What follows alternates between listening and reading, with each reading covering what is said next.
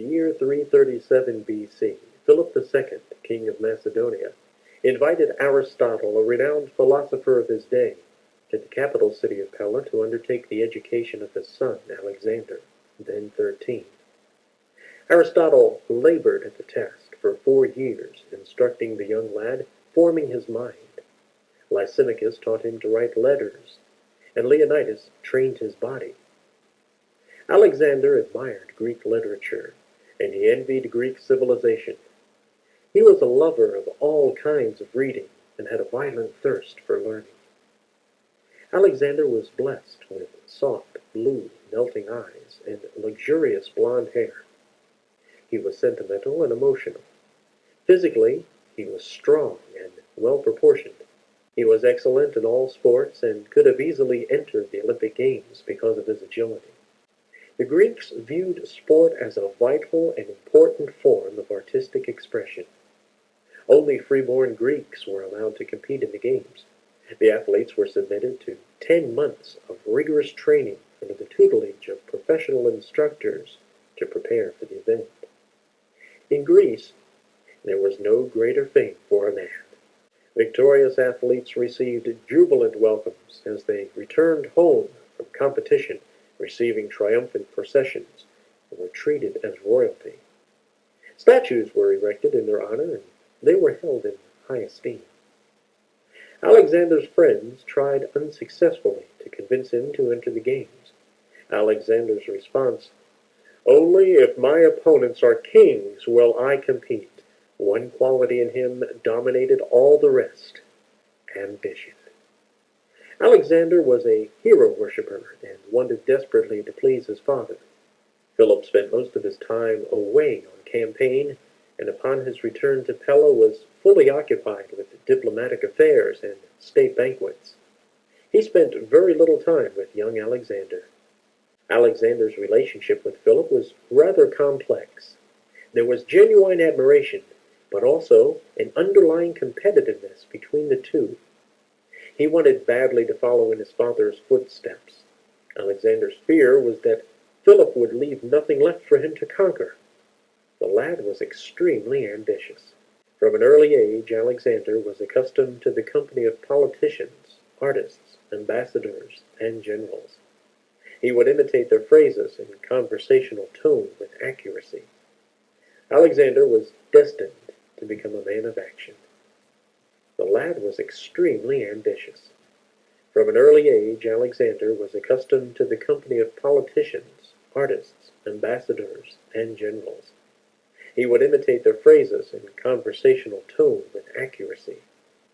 Alexander was destined to become a man of action. Alexander absorbed politics, science, and a love for Homer's epic, the Iliad. He lusted for Homeric glory.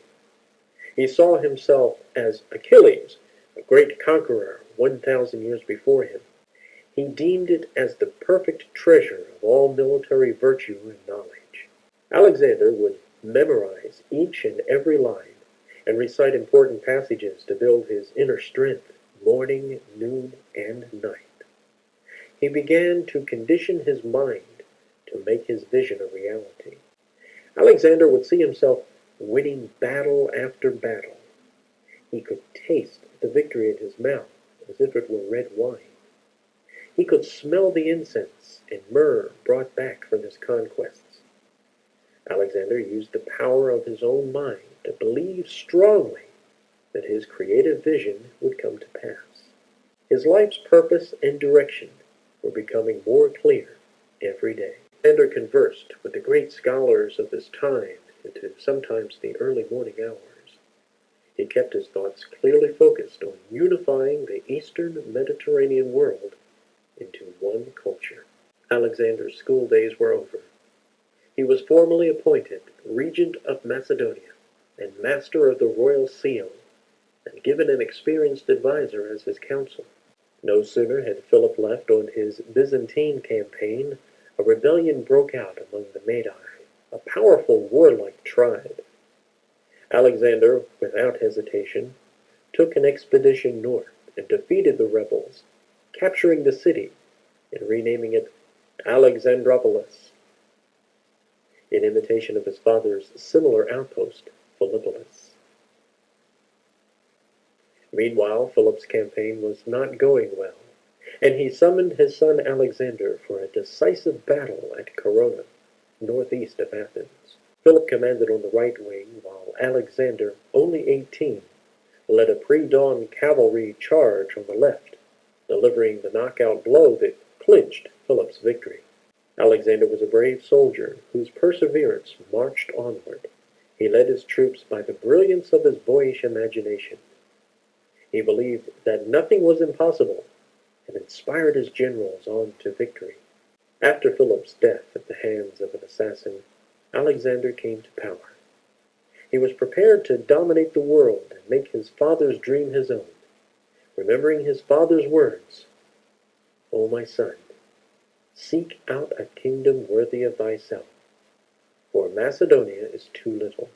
On a bright sunny day in 334 BC, Alexander led 30,000 foot soldiers and 5,000 cavalry, botanists, geographers, and steppers to measure distance, for Alexander went forth not only to conquer. Alexander, taking the helm of a galley ship, navigated south to Troy.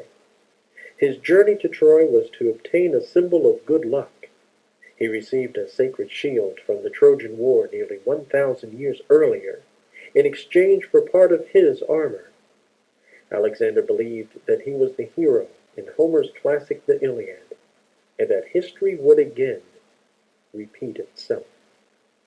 Alexander returned from Troy with the Trojan symbol of good luck and his most treasured possession, the Iliad, under his pillow beside his dagger.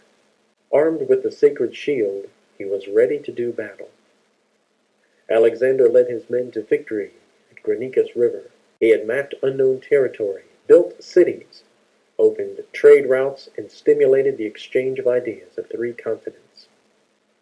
In the spring of 323 BC, Alexander, returning to Babylon for the last time, worn out from wounds, hardships, Alexander fell ill of a fever. He could neither move nor speak. He was propped up so that officer and soldier could file past. Alexander acknowledged each and every man with his eyes. 2 days later, he died. Alexander's belief is what made him great. He believed so strongly, it came to pass. Alexander stood alone against half the world, and because of his positive thinking, he encouraged all he came in contact with to use the incredible power that lies within all of us.